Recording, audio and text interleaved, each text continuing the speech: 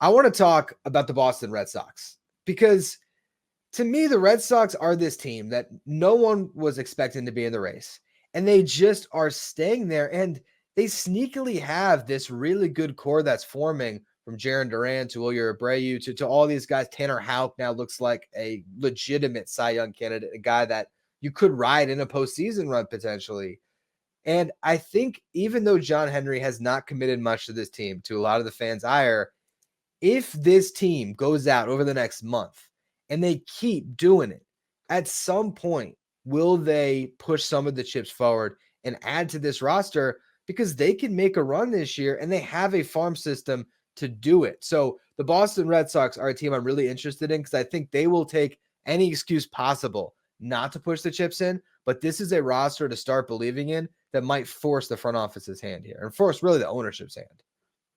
Yeah, when you're doing it like this in a major city like Boston, you're going to be expected to continue. Now, attendance has not been great. It's up a little bit from this time last year, but in general, you'd think that the Red Sox would be getting more than 31,000. But the Celtics made a run, obviously, in the NBA Finals. So again, you've got the NBA over. Game 7 of the NHL Stanley Cup Finals is tonight. Another reason why baseball is really coming into form right now. So, will the city support these guys maybe a little bit better? Will that communicate that to the front office, as you pointed out, and new GM Craig Breslow, who really wasn't counting on this being the year. So I don't think we're going to see major chips go in. It might be more of a quantity of prospects rather than the quality. Obviously, Marcelo Mayer is you're getting rid of your top prospect at shortstop there. But Boston, I very much could see being aggressive and saying, hey, you know what, we might be able to do something here because they might not like their prospects going forward. They might not necessarily like the fact that a lot of these young guys having a career year and really could be the start of something positive going forward. You don't know if they're going to be healthy next season. That's the biggest piece is these young starters, when they ratchet up those innings from one year to the next, even if it's of top quality, that third year, they might break down. And so you kind of have to go after it in that way, even if it is just for show, right? Even if you're not going after the best players at the trade deadline, but you are adding some pieces where you need that. Anybody in the bullpen, which every club could make that addition. They don't need a starter, so that's going to help them. And again, if they can plug in somewhat of a platoon hitter, whether it's an outfield or otherwise, a bat, a reliever, that's going to look good, and that really could help your chances in making the postseason. The crazy thing about the Red Sox is you look at, like, I was trying to think in my head, all right, like what could they do? And it's a crazy trade, but let me just throw this out there to you. What if you were to call up the White Sox and you just were trying to get some fresh blood to help things. You trade for Eric Fetty just to get another starter potentially. You could always transition one of your guys into the bullpen. Like Nick Pivetta has done really well in the bullpen in the past.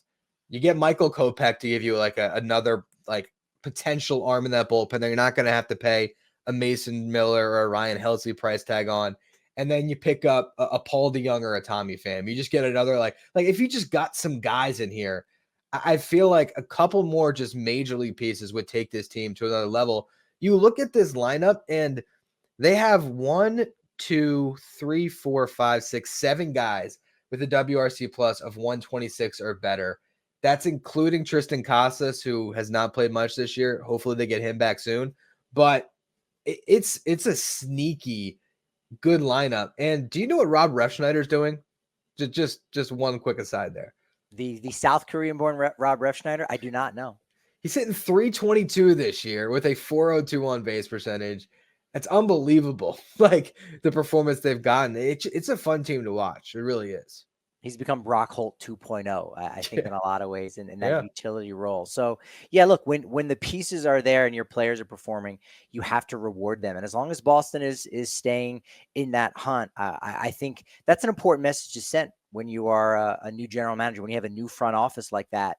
Is sure, we've got a plan in place, and we don't really want to deviate from that very much, but you got to reward the players if they're getting it done. You can't turn your nose up at an opportunity to have some October play. And they've been struggling for that in the last couple of seasons. So If these guys are going hard and the starting rotation is continuing to put up the numbers as they've been, and there's no reason to think that they're not going to continue, they have to be aggressive and add some pieces. Like you said, just veteran guys that it's not going to cost that much to get them.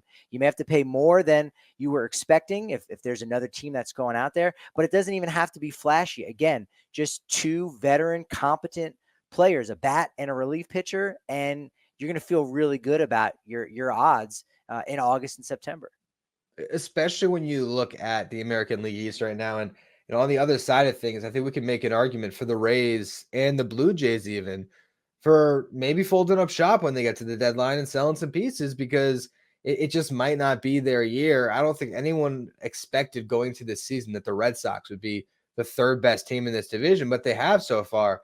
And I hope they get rewarded for that. That's why I'm really excited to watch them because I just do not know what to expect from that front office and that ownership group anymore.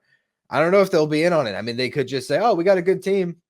Let's just keep it. And that's it. And you know what? That might just be enough. And who knows? Maybe that's a win. If you're in that Red Sox clubhouse, maybe it's just a win to say, hey, we get Tyler O'Neill for the rest of this season. But it's a team that is making us take some notice right now. And I like what you mentioned about Tampa Bay because if they're out of the hunt and they don't figure out things, they're going to be okay. You know, they're going to find those right pieces next year and adjust. But the longer that Tampa Bay struggles, that bodes well for Boston. And then Toronto, they thought maybe that they had the magic bullet in Orelvis Martinez, and it turns out some of his magic might have been PED induced, right? Suspended for 80 games. So now all of a sudden, the quick fix or maybe some kind of solution. You lose Kevin Biggio to the Dodgers, right? In tweaking that 40-man roster. So now all of a sudden, Toronto has less of an opportunity, less of a window of to be perfect and get going and correct their season. Now maybe they become sellers. All of that bodes really well for the Boston Red Sox.